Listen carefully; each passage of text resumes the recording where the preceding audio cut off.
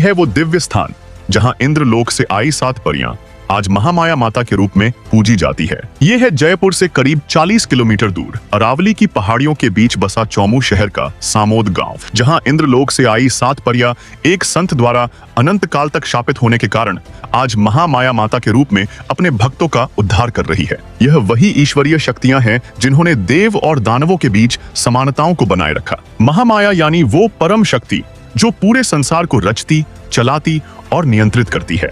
माना जाता है कि महामाया माता तीनों शक्तियों सृजन, पालन और संहार का संगम है, यानी ब्रह्मा, विष्णु और महेश की शक्तियां एक ही दिव्य रूप में। कहा जाता है कि यह वही स्थान है जहां माता रानी के दरबार के पट अपने भक्तों के लिए कभी बंद नहीं होते, अर्थात माता रानी का दरबार अपने भक्तों के लिए दिन रात खुला रहता है। कहा जाता है कि माता रानी के विमान चलते हैं, माता रानी कभी शयन नहीं करती। मंदिर पुजारी मोहन जी पाराशर बताते हैं कि लगभग 700 वर्ष पूर्व इस स्थान पर घना जंगल हुआ करता था, जहां महान साधु द्वारकादास जी महाराज तपस्या में लीन रहा करते थे, जिन्हें अक्सर इंद्र की परियां उनकी तपस्या भंग करने आया करती थी। एक दिन अचानक महाराज जी की तपस्या में विघ्न डालने इंद्रलोक से आई 7 अप्सराएं यहां बने प्राचीन कुंड में स्नान कर महाराज जी की तपस्या को भंग करने लगी।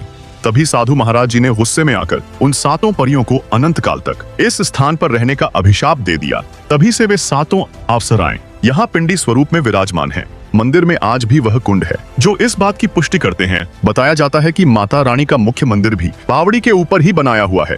मंदिर के गर्भगृह में 7 बहनों में सबसे बड़ी बहन का स्वरूप देखने को मिलता है। बाकी अन्य 6 बहनें 3-3 के क्रम में बड़ी बहन के समांतर पिंडी स्वरूप में विराजमान है। मंदिर में सेवा कर रहे पाराशर परिवार के पुजारी जब माँ का 16 श्रृंगार करते हैं तो महामाया माता के अनुपम स्वरूप के दिव्य दर्शन होते हैं। जहाँ अन्य माता रानी के विशाल मेले चैत्र माह में भरते हैं, वही महामाया माता रानी का विशाल मेला वैशाख माह में भरता है। तभी तो माता रानी के वैशाख महीने में राजस्थान के कोने कोने से भक्तों का सैलाब उमड़ता है। माता रानी के दरबार तक पहुंचने का रास्ता कच्चा, पथरीला और थोड़ा कष्टमयी है, फिर भी भक्तों का सैलाब लगा ही रहता है।